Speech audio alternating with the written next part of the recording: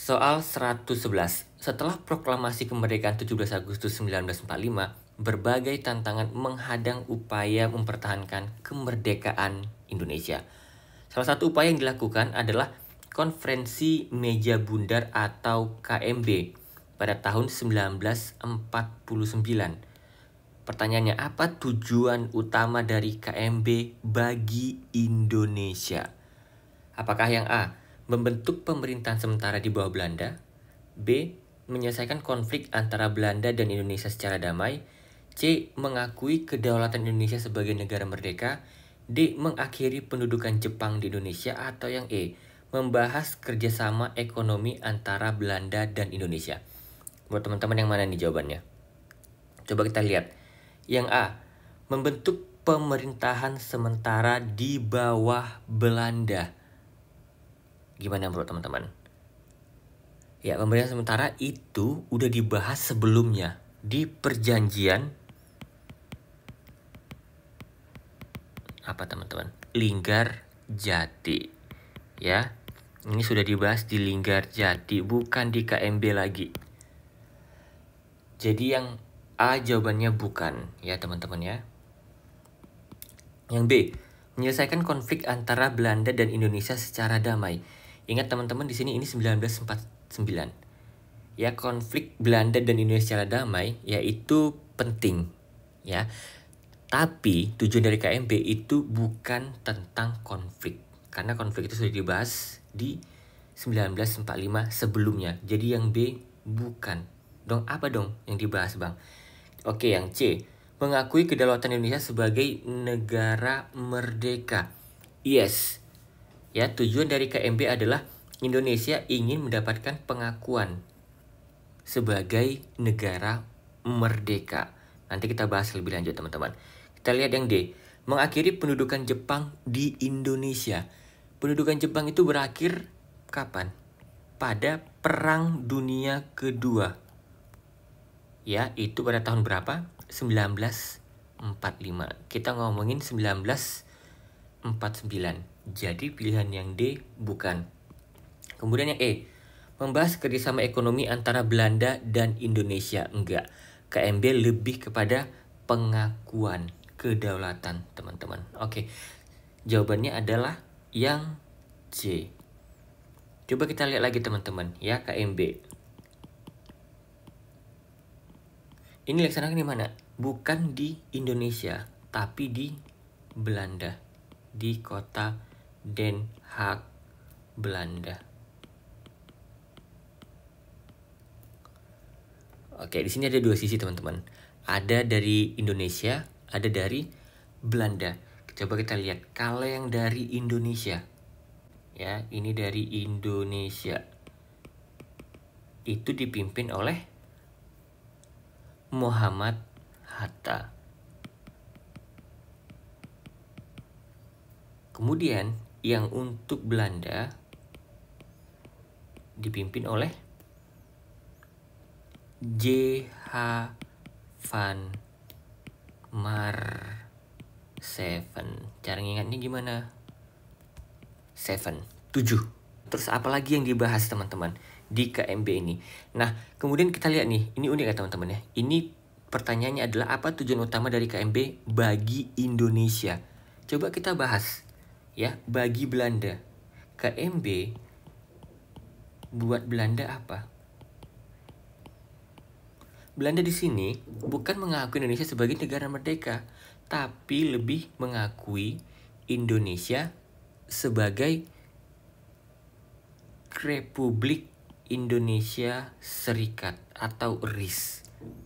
Bukan NKRI, tapi sebagai RIS, ya, Republik Indonesia Serikat. Belanda masih nggak mau mengakui kemerdekaannya, kedaulatannya Indonesia. Terus di sini maksudnya gimana nih? Di sini terdiri dari 16 negara bagian. Maksudnya negara bagian apa? Kalau sekarang itu disebutnya wilayah ya, provinsi. Kecuali Irian Barat atau Papua. Siapa tahu nanti ada keluar ya soalnya, teman-teman. Ada 16 negara bagian RIS. Kecuali apa? Irian Barat atau Papua. Terus kemudian apalagi? Belanda itu ingin ya diubah di sini Konstitusi Indonesia dari UUD 1945 itu menjadi Konstitusi RIS. Nah, ini dia teman-teman. Jadi ini beberapa poin penting tentang konferensi meja bundar yang ada di Den Haag, Belanda. Soal 112. Selama masa penjajahan Belanda, muncul gerakan yang bertujuan untuk menggalang dukungan rakyat Indonesia. Salah satunya adalah Sarekat Islam. Pertanyaannya, apa tujuan utama didirikannya Sarekat Islam? Yang A. Menyatukan pedagang muslim untuk melawan kekuatan ekonomi Tionghoa. B. Mendirikan pemerintahan Islam di Indonesia. C. Mempromosikan kesetaraan antara rakyat dan elit Belanda. D. Melawan penjajahan Jepang di Indonesia. Atau yang E teman-teman, mengembangkan pendidikan untuk rakyat jelata. Menurut teman-teman yang mana nih jawabannya? Coba kita lihat. Yang A. Menyatukan pedagang muslim untuk melawan kekuatan ekonomi Tionghoa. Yes, ini benar ya teman-teman ya. Awal didirikannya organisasi ini pedagang muslim ya. Ini disebut sebagai pedagang muslim untuk melawan dominasi. Ya, dominasi itu kekuatan dari ekonomi pedagang Tionghoa.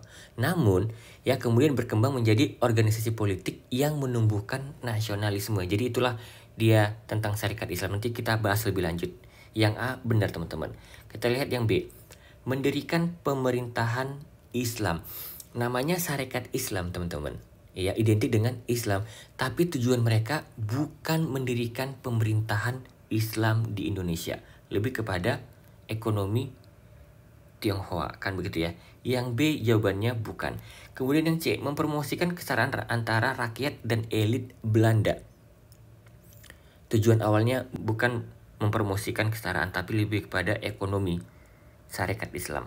D. Melawan penjajahan Jepang di Indonesia. Gimana menurut teman-teman? Pada saat Sarekat Islam didirikan, Indonesia masih dijajah Belanda, bukan Jepang. Jawaban D, bukan. E. Mengembangkan pendidikan untuk rakyat jelata. Meskipun pendidikan penting, ya, tujuan awal Sarekat Islam itu melawan dominasi ekonomi. Yang E, bukan. Jawabannya adalah yang A. Coba kita lihat, perhatikan teman-teman, tentang Sarekat Islam ini seperti apa sih sejarahnya. Ini pada tahun 1909 dulu awalnya. 1909 itu yang pertama kali didirikan namanya bukan Sarekat Islam.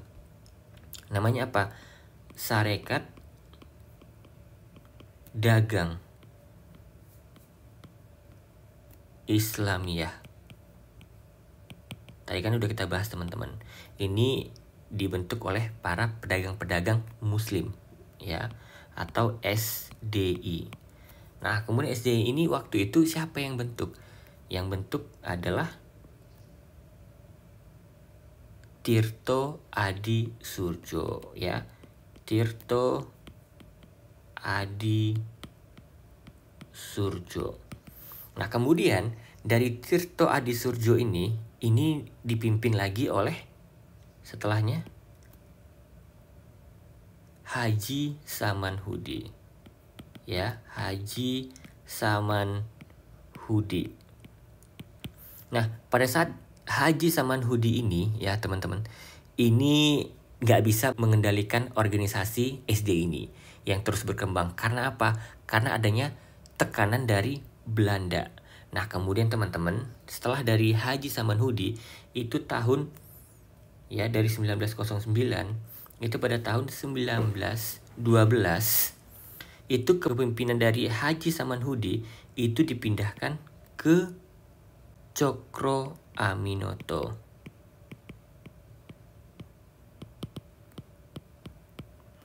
Nah, setelah dipimpin oleh Cokro Aminoto, barulah yang namanya SDI, ya teman-teman tadi, itu berubah namanya menjadi Sarekat Islam. Ya, ini dipindahkan ya teman-teman, dari yang kemudiannya itu ada di suatu tempat, kemudian sekarang SI ini di Surabaya. Kemudian siapa lagi nih teman-teman? Tokoh-tokoh lainnya selain Cokro Aminoto, ada Agus Salim. Ada siapa lagi? Ada Semaoen.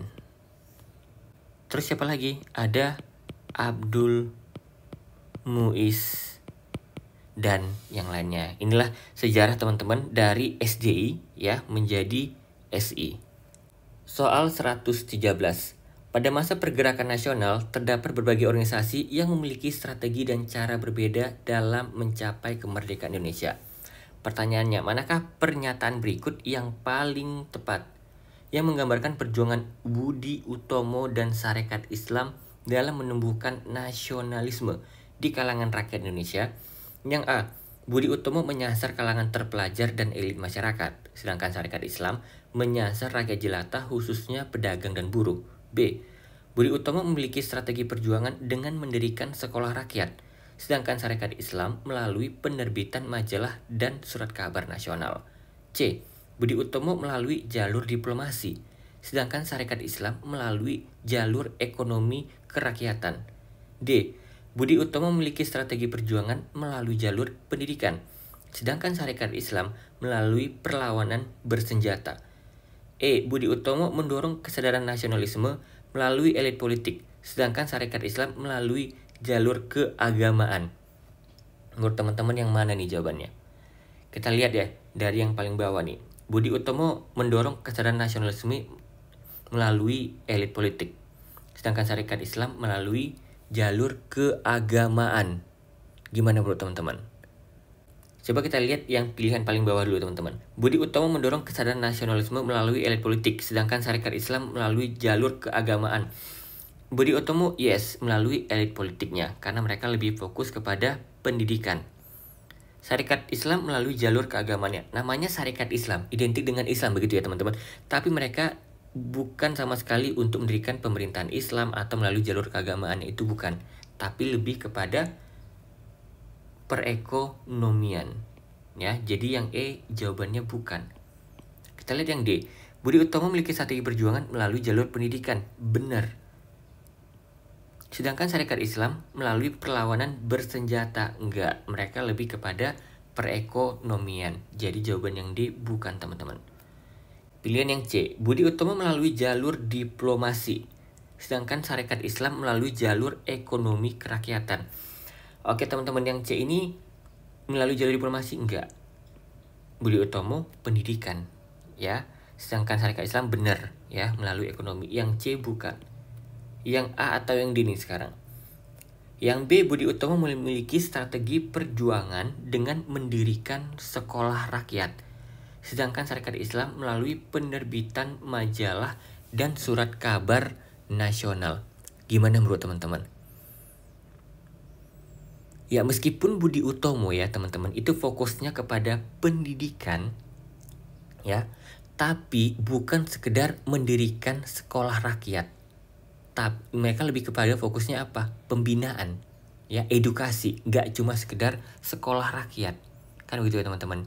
Dan kemudian Sarekat Islam melalui penerbitan majalah dan surat kabar nasional, enggak, mereka lebih kepada pengembangan perdagangan teman-teman. Jadi yang B jawabannya bukan. Kita lihat yang A. Budi Utomo menyasar kalangan terpelajar dan elit masyarakat. Gimana menurut teman-teman? Jawabannya benar. Karena waktu itu fokus dari Budi Utomo itu ada dua. Yang pertama adalah menumbuhkan kesadaran nasional plus meningkatkan kualitas pendidikan. Ya, meningkatkan kualitas pendidikan. Nah, makanya mereka menyasar kalangan terpelajar dan elit masyarakat. Nah, kemudian Sarekat Islam menyasar rakyat jelata, khususnya pedagang dan buruh. Kenapa? Karena mereka ingin memanfaatkan yang namanya jaringan perdagangan. Mengapa mereka ingin memanfaatkan jaringan perdagangan? Karena mereka yang tadi teman-teman, ya, Sarekat Islam ini ingin melawan dominasi, ya, banyaknya pengaruh dari ekonomi Tiongkok di Indonesia pada saat itu. Maka jawabannya adalah yang A. Soal 114. Peristiwa proklamasi kemerdekaan Indonesia terjadi pada 17 Agustus 1945. Bagaimana peristiwa ini memengaruhi gerakan perlawanan terhadap penjajahan di negara-negara Asia Tenggara lainnya? Yang A. Menjadi inspirasi bagi negara-negara lain untuk memulai revolusi mereka. B. Menyebabkan invasi militer dari negara Eropa ke Asia Tenggara. C. Memperkuat pengaruh Jepang dalam mendukung gerakan kemerdekaan. D. Mempercepat kolonisasi Asia Tenggara oleh Amerika Serikat. Atau E. Menimbulkan kekacauan dan perang sipil di negara-negara tetangga. Menurut teman-teman yang mana nih jawabannya? Kita lihat yang A. Menjadi inspirasi bagi negara-negara lain untuk memulai revolusi mereka. Yes, benar. Indonesia mereka, yuk negara lain yuk di Asia Tenggara ikut juga yuk merdeka. Contohnya negara mana teman-teman? Vietnam. Terus kemudian apalagi? Burma. Burma ini yang sekarang Myanmar. Yang A oke. B kita lihat, menyebabkan invasi militer dari negara-negara Eropa itu ke Asia Tenggara. Ya, proklamasi Indonesia teman-teman itu sama sekali tidak memicu invasi. Invasi apa? Penjajahan, perang ya oleh negara-negara Eropa ke Asia Tenggara. Yang B bukan. Yang C, memperkuat pengaruh Jepang dalam mendukung gerakan kemerdekaan. Tidak, kenapa? Jepang, ini kan ngomongin kan 1945. Jepang itu teman-teman, itu mereka sudah menyerah ya. Jepang itu menyerah tanpa syarat, bukan resmi ya. Jadi Jepang itu menyerah tanpa syarat. Kenapa Jepang menyerah tanpa syarat? Itu waktu terjadi ya pada tanggal 15 Agustus 1945. Ini 2 hari sebelum kemerdekaan Indonesia, itu Jepang menyerah tanpa syarat ke siapa? Ke sekutunya. Nah, apa yang terjadi waktu itu? Ya, karena banyaknya perlawanan ya antara Jepang waktu itu dengan beberapa negara sekutunya ya pada Perang Dunia Kedua, banyak kerugian oleh Jepang sehingga mereka menyerah pada Perang Dunia Kedua di kawasan Asia Pasifik. Ya, ingat teman-teman, nanti Jepang kapan menyerah tanpa syarat pada Perang Dunia Kedua, kalau ada soal itu jawabannya 15 Agustus 1945. Jadi jawaban yang D itu bukan. Yang E, menimbulkan kekacauan dan perang sipil di negara-negara tetangga. Gak ada bukti sama sekali teman-teman kalau proklamasi kita itu menyebabkan kekacauan di negara-negara sekitar. Itu gak ada. Jawabannya adalah yang A. Soal 115. Perang Diponegoro itu mulai tahun 1825 sampai 1830. Ini selama 5 tahun ya teman-teman ya. Merupakan salah satu perang besar melawan Belanda. Pertanyaannya adalah penyebab utama meletusnya perang ini apa? A. Kenaikan pajak yang terlalu tinggi untuk rakyat Jawa. B. Campur tangan Belanda dalam urusan internal Kesultanan Yogyakarta. Yang C. Belanda melakukan blokade ekonomi di Jawa. Yang D. Keinginan rakyat Jawa untuk bekerja di perkebunan Belanda. Atau yang E. Permintaan Belanda agar Diponegoro menyerah tanpa syarat. Menurut teman-teman yang mana ya jawabannya? Coba kita lihat opsi yang A. Kenaikan pajak yang terlalu tinggi untuk rakyat Jawa. Jadi meskipun pajak tinggi itu menambah ketidakpuasan ya di masyarakat, tapi ini bukan penyebab langsung dari penyebabnya Perang Diponegoro, teman-teman. Kita lihat yang B. Campur tangan Belanda dalam urusan internal Kesultanan Yogyakarta. Bagaimana teman-teman? Yes. Ya, campur tangan Belanda di Kesultanan Yogyakarta. Nah, teman-teman, Perang Diponegoro ini tersebar di berbagai daerah di Jawa khususnya. Terutama di mana? Di Yogyakarta. Dan Perang Diponegoro ini, teman-teman, ya, itu mulainya di daerah Tegal Rejo. Di mana itu Bang? Di Yogyakarta. Disinilah mulai ya terjadinya pemicu perang antara Belanda dengan Indonesia yang disebut dengan Perang Diponegoro. Karena apa? Waktu itu ya Belanda ingin membangun jalan yang melewati tanah leluhur dari Pangeran Diponegoro. Itulah penyebabnya mengapa meletus Perang Diponegoro. Ya, jadi jawabannya teman-teman yang B. Coba kita lihat yang C.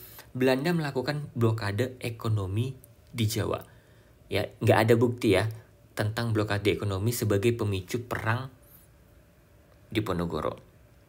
Yang D. Keinginan rakyat Jawa untuk bekerja di perkebunan Belanda. Waktu itu rakyat Jawa itu nggak ingin bekerja di Belanda. Justru mereka menolak ya bekerja dengan Belanda. Yang D. Permintaan Belanda agar Diponegoro menyerah tanpa syarat. Nah, permintaan menyerah ini terjadi selama perang, bukan sebelum perang dimulai, teman-teman. Kan gitu ya. Jadi jawabannya teman-teman adalah yang B. Soal 116. Perjanjian Renville tahun 1948 dilakukan antara Indonesia dan Belanda sebagai upaya menghentikan konflik setelah agresi militer Belanda yang pertama. Pertanyaannya, apa hasil utama dari perjanjian ini? Yang A. Pengakuan kedaulatan Indonesia oleh Belanda. Yang B. Penarikan tentara Belanda dari seluruh wilayah Indonesia. Yang C. Penetapan garis Van Mook sebagai batas wilayah antara Indonesia dan Belanda. Yang D. Penyerahan Papua kepada Indonesia. Atau yang E. Pembentukan Republik Indonesia Serikat atau RIS. Buat teman-teman yang mana ya jawabannya? Coba kita lihat yang A. Pengakuan kedaulatan Indonesia oleh Belanda. Di Renville bukan. Ini terjadi di Konferensi Meja Bundar. Ya, di Den Haag, Belanda. Yang A bukan. Yang B. Penarikan tentara Belanda dari seluruh wilayah Indonesia. Ya, tentara Belanda, teman-teman, itu nggak ditarik dari seluruh wilayah Indonesia setelah perjanjian Renville ini. Yang B bukan. Yang C. Penetapan garis Van Mook sebagai batas wilayah antara Indonesia dan Belanda. Yes, inilah yang terjadi ya hasil utama setelah perjanjian Renville, teman-teman. Dan garis Van Mook ini, teman-teman, yang membuat siapa? Ini orang Belanda. Namanya Hubertus Van Mook. Ya. Kita lihat yang D. Penyerahan Papua oleh Indonesia. Papua itu nggak dibahas sama sekali dalam perjanjian Renville, teman-teman. Yang E. Pembentukan Republik Indonesia Serikat atau RIS. RIS ini tidak dibentuk di Renville, tapi di Konferensi Meja Bundar. Yang E bukan. Jawabannya adalah yang C. Coba sekilas teman-teman kita lihat ya. Perjanjian Renville ini. Ini terjadi di mana? Di Indonesia atau Belanda? Terjadi di Indonesia dan bukan di darat. Terus kemudian di mana Bang kejadiannya? Terjadi di kapal milik Amerika Serikat namanya USS Renville. Makanya namanya perjanjian Renville. Di Indonesia, tepatnya di mana? Waktu berlabuh di Pelabuhan Tanjung Priok di Jakarta. Nah, ceritanya teman-teman, ini ada Indonesia dan ada Belanda. Mengapa diadakan di kapalnya Amerika Serikat? Biar netral gitu ya. Kalau di ya walaupun ini di Indonesia terjadi, tapi di kapal. Ini menandakan kalau perjanjian ini ya diskusi ini dianggap netral. Waktu itu Indonesia ya dipimpin oleh siapa teman-teman? Oleh Perdana Menteri Amir Syarifuddin. Nah, sedangkan Belanda dipimpin oleh Raden Abdul Qadir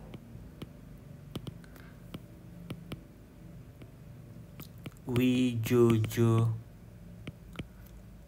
Atmojo. Oke, Indonesia dipimpin oleh orang Indonesia. Belanda dipimpin oleh Raden Abdul Qadir Wijojo Atmojo. Orang Belanda atau orang Indonesia? Orang Indonesia. Ini tokoh penting ya dalam sejarah Indonesia, terutama dalam kemerdekaan. Siapa nih Raden Abdul Qadir ini? Perwira militer, diplomat, sekaligus pejabat tinggi Hindia Belanda. Pertanyaannya, kenapa orang Indonesia mewakili Belanda? Nah, inilah teman-teman ya, alasannya kenapa Raden Abdul Qadir ini menjadi sosok yang kontroversial di kalangan masyarakat. Kenapa? Karena dia memilih setia untuk Belanda. Dan uniknya lagi teman-teman, ya dia di atas kapal ya, USS Renville. Ini ada perwakilan ya, negara-negara yang mendukung mereka. Kalau istilah sekarang itu best, tanda kutip bestinya. Indonesia itu didukung atau di-endorse oleh Australia sebagai saksi gitu. Kalau Belanda oleh Belgia waktu itu teman-teman. Nah, inilah sekilas info tentang perjanjian Renville tahun 1948. Soal 117. Pada tahun 1927, Soekarno mendirikan Partai Nasional Indonesia atau PNI. Pertanyaannya, apa tujuan utama didirikannya PNI? Yang A, memperjuangkan otonomi daerah untuk Jawa. Yang B, mendorong kemerdekaan Indonesia tanpa campur tangan asing. C, membangun hubungan diplomatik dengan Belanda. Yang D, mempromosikan kolonialisme untuk pembangunan ekonomi. Atau yang E teman-teman, mendukung pendudukan Jepang di Indonesia. Coba kita lihat nih, opsi yang A, memperjuangkan otonomi daerah untuk Jawa. Ya, PNI dibangun untuk memperjuangkan nasional, bukan untuk otonomi daerah. Jawabannya bukan. Yang B, mendorong kemerdekaan Indonesia tanpa campur tangan asing. Yes, inilah yang diinginkan oleh Soekarno untuk mendirikan Partai Nasional Indonesia, teman-teman. Yang C, membangun hubungan diplomatik dengan Belanda. Di sini teman-teman PNI ya, khususnya Soekarno, ini mereka anti kolonialisme. Jadi yang C jawabannya itu bukan. Yang D, mempromosikan kolonialisme untuk pembangunan ekonomi. No. Ya, PNI menolak kolonialisme. Yang D bukan. Yang E, mendukung pendudukan Jepang di Indonesia. PNI ini didirikan tahun berapa teman-teman tadi? 1927. Sedangkan Jepang menduduki Indonesia itu pada tahun 1942 dan berakhir pada tahun 1945. Jadi belum terjadi teman-teman. Yang E jawabannya bukan. Maka jawabannya adalah yang B. Dan perlu kita ketahui sedikit ya teman-teman ya tentang PNI. Ini menarik. Partai Nasional Indonesia itu didirikannya tahun 1927. Di kota mana teman-teman? Di Surabaya. Pendirinya siapa? Soekarno. Ya, pada saat itu dia dikenal sebagai orator ulung yang mampu membakar semangat nasionalisme. Makanya dia mendirikan PNI. Setelah Soekarno ada tokoh lain, teman-teman. Namanya Gatot Mangkupraja. Siapakah Gatot Mangkupraja ini? Dia seorang bangsawan Jawa. Kalau zaman sekarang istilahnya orang kaya, sultan yang ikut dalam mendirikan PNI. Tugasnya apa teman-teman? Gatot ini memberikan dukungan finansial sultan, kan begitu ya. Sekaligus apa? Membangun jaringan. Ya, networking yang luas untuk PNI ini. Ya, bagaimana bisa menjangkau lebih banyak orang-orang dan para petinggi-petinggi, ya, orang-orang penting di Indonesia untuk memerdekakan Indonesia pada saat itu. Soal 118. Pada tahun 1945, Badan Penyelidik Usaha-Usaha Persiapan Kemerdekaan Indonesia atau BPUPKI dibentuk untuk mempersiapkan kemerdekaan Indonesia. Pertanyaannya, apa peran utama BPUPKI dalam proses kemerdekaan? Apakah yang A, merumuskan strategi diplomasi dengan negara asing. B. Membentuk Undang-Undang Dasar dan Dasar Negara Indonesia. C. Menentukan siapa sih presiden pertama Indonesia. D. Mengorganisasi perjuangan bersenjata melawan Belanda. Yang E. Membentuk organisasi internasional yang mendukung kemerdekaan Indonesia. Buat teman-teman yang mana nih jawabannya? Coba kita lihat yang A. Merumuskan strategi diplomasi dengan negara asing. Bukan ya teman-teman ya. Bukan, ini fokus. Tidak ada strategi diplomasi. Tapi fokus BPUPKI adalah yang B. Membentuk konstitusi. Ya, fokus dari BPUPKI adalah fokus kepada pembentukan yang namanya konstitusi. Konstitusinya apa teman-teman? UUD dan Dasar Negara Indonesia. Yang C. Menentukan presiden pertama Indonesia. Bagaimana teman-teman? Penentuan presiden terjadi setelah kemerdekaan diproklamasikan. Ini kan BPUPKB teman-teman. Badan Penyelidik Usaha Persiapan. Belum merdeka, belum diproklamasikan maksudnya. Belum ada menentukan presiden pertama. Yang D.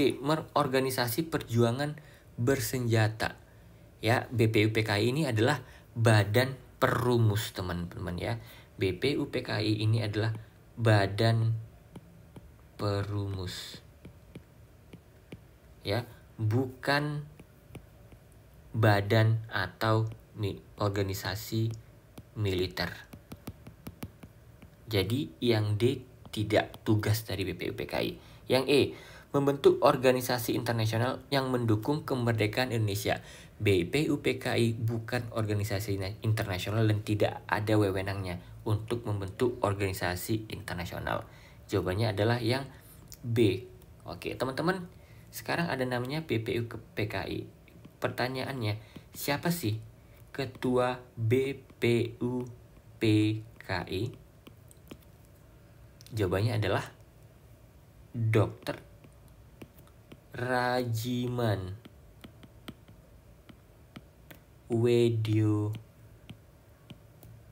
Diningrat. Siapa tahu ada soal nanti teman-teman. Siapakah ketua BPUPKI? Dr. Rajiman Wedyo Diningrat. Soal 119. Pada rapat pertama Kongres Pemuda kedua tahun 1928, Muhammad Yamin mempresentasikan ada 5 poin penting yang memperkuat persatuan Indonesia. Pada 28 Oktober akhir atau rapat ketiga, terbentuklah hasil kongres yang dikenal sebagai Sumpah Pemuda yang menguraikan tentang hubungan persatuan dengan pemuda.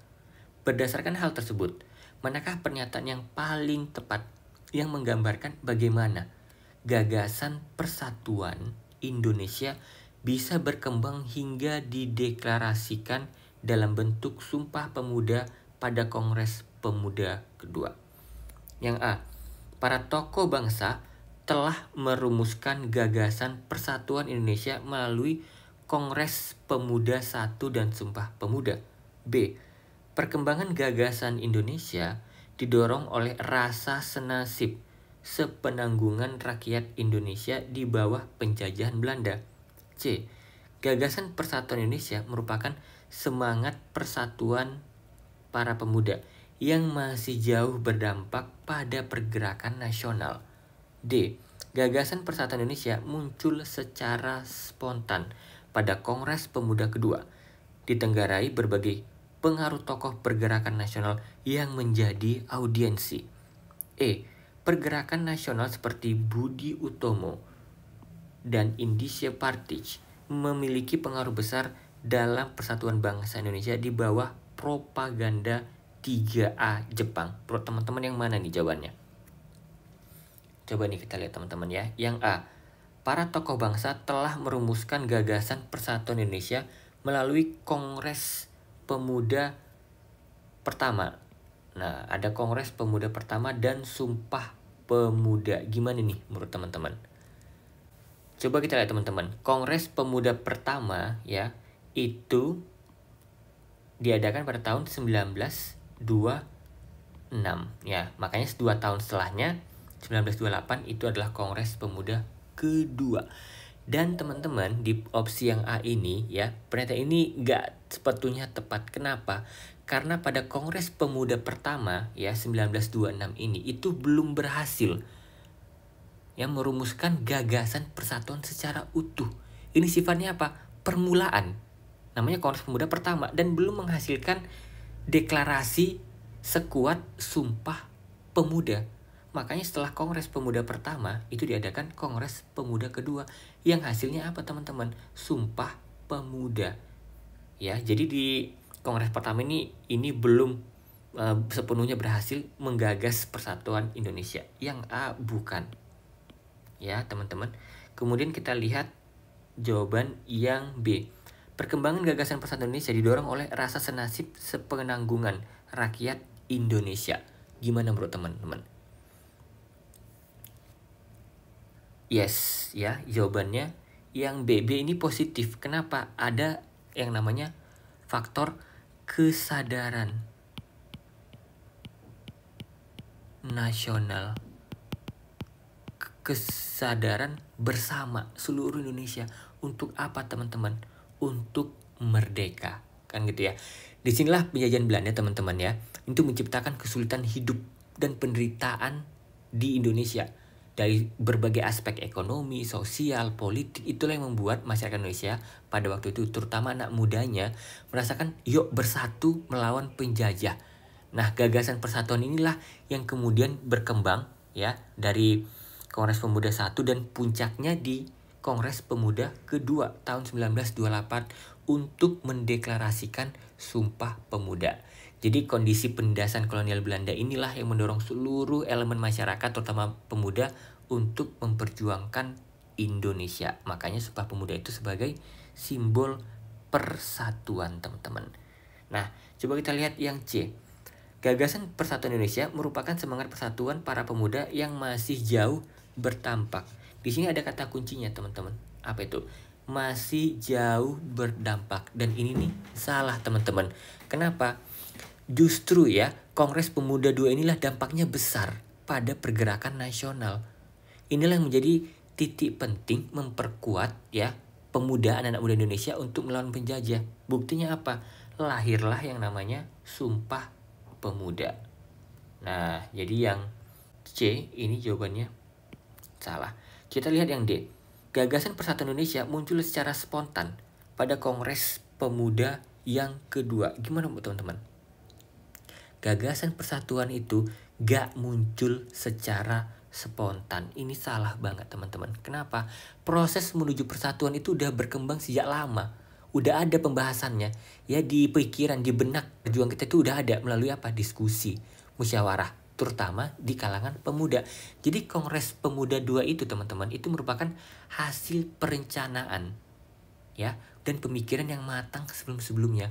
Makanya ada Kongres Pemuda pertama, Kongres Pemuda kedua. Jadi nggak secara spontan terjadi. Salah nih yang D. Kita lihat yang E. Pergerakan nasional seperti Budi Utomo dan Indonesia Partij itu punya pengaruh besar dalam persatuan bangsa Indonesia di bawah propaganda 3A Jepang. Ya, pergerakan Budi Utomo dan Indonesia Partij itu memang punya pengaruh besar. Tapi lihat teman-teman, kata kuncinya ada apa? Pergerakan dari Jepang. Jepang di Indonesia itu ada tahun 1942 sampai 1945. Sedangkan kita ngomongin ini teman-teman tahun 1928. Jepang belum masuk. Nah, berarti yang E tidak. Sehingga jawabannya teman-teman adalah yang B. Nah, selanjutnya kita akan bahas sedikit teman-teman tentang propaganda 3A Jepang. Nah, ini sedikit teman-teman tentang 3A Jepang. 3A Jepang ini masuk mulai tahun kapan? 1942. Masuknya Jepang ke Indonesia. Kemudian 3A ini maksudnya apa bang? Ini adalah suatu bentuk propaganda. 3A ini apa aja? Ya, itu adalah Jepang sebagai pemimpin Asia, bukan Indonesia lagi teman-teman. Jepang sebagai pemimpin Asia, kemudian Jepang sebagai pelindung Asia. Yang terakhir, Jepang sebagai cahaya Asia. Pintar Jepang ya teman-teman ya. mereka membuat dirinya di Indonesia dan negara-negara di Asia yang mereka jajah itu, kita itu memimpin Asia, kita melindungi Asia, kita sebagai cahaya Asia. Bagaimana mereka waktu itu caranya teman-teman ya, melancarkan aksi propagandanya zaman dulu ya teman-teman, namanya melalui radio, kemudian apa lagi, surat kabar, terus kemudian apa lagi, pertemuan. Jadi waktu itu Jepang sering mengadakan pertemuan dengan tokoh-tokoh ya, orang-orang penting ya di masyarakat Indonesia. Kenapa? Mereka menggencarkan yang namanya 3A. Ini loh kami. Jadi kenapa sasarannya itu ketua kelompok teman-teman? Jadi dari ketua kelompok kembali mereka ke partainya, organisasi ya, ke lingkungan masyarakat, mereka akan menyebarkan ini. Makanya itu disebut sebagai headhunter gitu ya teman-teman ya. Nah, tujuannya apa aja? Mendapatkan dukungan dari Indonesia teman-teman. Tujuannya apa? Dapat dukungan rakyat Indonesia. Kenapa? Kalau Jepang itu percaya ya dengan rakyat Indonesia untuk mendukung mereka, jadi Jepang ya plus Asia bisa mengusir Barat, bisa mengusir Belanda. Terus kemudian apa? Memperkuat kedudukan Jepang. Kenapa memperkuat kedudukan Jepang? Kalau bayangkan teman-teman, kalau Jepang bisa ya menguasai Indonesia dan negara-negara lainnya di Asia, itu akan membuat basis pertahanan Jepang semakin kuat di dalam apa? Perang Dunia Kedua, itu tujuannya. Kemudian apa teman-teman? Jepang ingin menciptakan yang namanya Asia Timur Raya. Nah, inilah visi dari Jepang, ingin membentuk kawasan Asia Timur Raya dengan propaganda 3A. Jadi 3A ini teman-teman gak cuma untuk Indonesia tapi untuk negara-negara lainnya yang ada di Asia. Inilah sekilas tentang 3A propaganda Jepang. Soal 120. Pada masa penjajahan, golongan muda seringkali memainkan peran penting dalam pergerakan nasional. Pertanyaannya, apa yang membedakan perjuangan golongan muda dari golongan tua dalam mencapai kemerdekaan Indonesia? Yang A, golongan muda lebih memilih perjuangan bersenjata, sedangkan golongan tua memilih jalur diplomasi. Yang B, golongan muda cenderung lebih radikal, sedangkan golongan tua lebih moderat. C, golongan muda lebih mendukung Belanda, sedangkan golongan tua mendukung Jepang. Yang D, golongan muda mendirikan partai politik, golongan tua tidak. E, golongan muda lebih fokus pada pendidikan, sedangkan golongan tua fokus pada ekonomi. Menurut teman-teman yang mana nih jawabannya? Coba kita lihat teman-teman. Yang A, golongan muda lebih ya memilih perjuangan bersenjata, sedangkan golongan tua memilih jalur diplomasi. Ya, meskipun ada perbedaan metode, tapi teman-teman di sini ya, golongan muda ini memilih perjuangan bersenjata. Tidak semuanya ya, tidak semuanya golongan muda itu memilih bersenjata, teman-teman. Ya, ada juga yang memilih jalur diplomasi. Makanya ada Kongres Pemuda pertama, Kongres Pemuda kedua, dan melahirkan yang namanya Sumpah Pemuda. Yang A enggak. Yang B, golongan muda cenderung lebih radikal, sedangkan yang tua lebih moderat. Maksudnya apa nih? Lebih radikal, maksudnya mereka lebih pengen nih menuntut kemerdekaan segera. Ya, ini pengen merdeka segera, yuk kita merdeka segera. Sedangkan golongan tua lebih moderat. Maksudnya moderat gimana? Lebih hati-hati. Ya, ini lebih hati-hati dan lebih memilih jalur diplomasi. Positif ya, teman-teman yang B. Kita lihat yang C.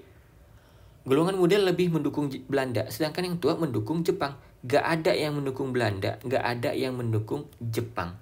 Jadi opsi yang C salah.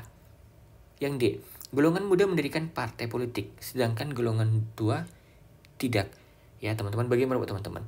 Golongan muda, ya mereka mendirikan partai politik. Yang tua juga mendirikan partai politik mereka, teman-teman. Jadi jawaban yang D nggak tepat. Yang E, golongan muda lebih fokus pada pendidikan, sedangkan golongan tua fokus pada ekonomi. Ya, golongan manapun itu teman-teman, mereka fokus ke banyak aspek. Fokus pendidikan iya, fokus ekonomi juga iya. Jadi tidak ada golongan mana fokus ke aspek ini. Enggak, jawaban yang E salah. Jadi jawaban yang benar adalah opsi yang B.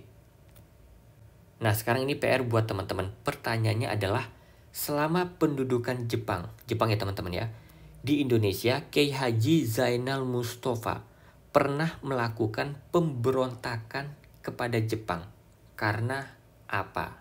Dari opsi A, B, C, D, dan E, menurut teman-teman jawabannya yang mana ya?